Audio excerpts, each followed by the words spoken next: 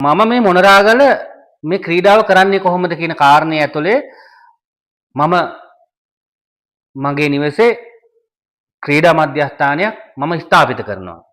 මම මේක ස්ථාපිත කරලා මේක කරගෙන යනකොට මේ අවට ප්‍රදේශයේ අය මගෙත් එක්ක සම්බන්ධ වෙනවා.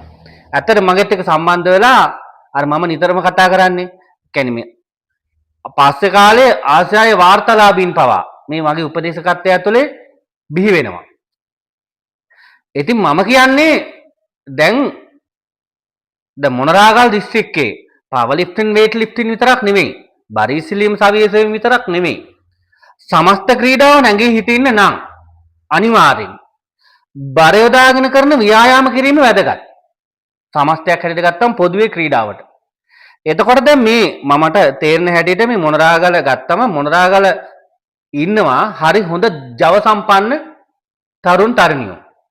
දැන් මෙන්න මේ කට්ටිය කමාන්ඩ් කරලා යම්කිසි ක්‍රමයකට ක්‍රීඩාව ඇතුළට ගන්න පුළුවන් නම් මම හිතනවා ලෝකෙට ජයග්‍රහණ ගේන්න හරි ලේසියි. මම අනුගමනය කරන විශේෂයෙන් පවර් ලිෆ්ටින් වේට් ලිෆ්ටින් ක්‍රීඩාව ඇතුලේ.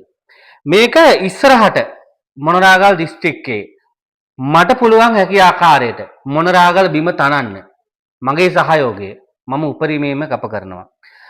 ඉතින් මේකට ආස කරන ඇලුම් කරන අයට ක්‍රීඩාව වෙනුවෙන් උනන්දුවක් දක්වන විශේෂයෙන් දෙමාපියන්ට අනිත් එක තමයි ක්‍රීඩාව ඇතුලේ කොහොමද විනයානුකූලභාවය පරාජය ජයග්‍රහණය කණ්ඩායම් හැඟීම නායකත්වය සාමාන්‍ය පුරවැසියෙකුට අවශ්‍ය පෞරුෂ වර්ධනය කොහොමද ක්‍රීඩාව තුළ ළඟා කරගන්නේ වර්ධනය කරගන්නේ කියන කාරණා හමුදාව ඇතුළේ ජාත්‍යන්තර ක්‍රීඩකයෙක් හැටියටත් ලැබුණු අත්දැකීම් සමස්තයක් හැටියට අරගෙන මිනිස්සු නිර්මාණය කිරීම මම මට හැකි ආකාරයෙන් මම මේ ක්‍රීඩාව ඇතුලේ කරන බව තමයි සඳහන් කරන්න ඕන.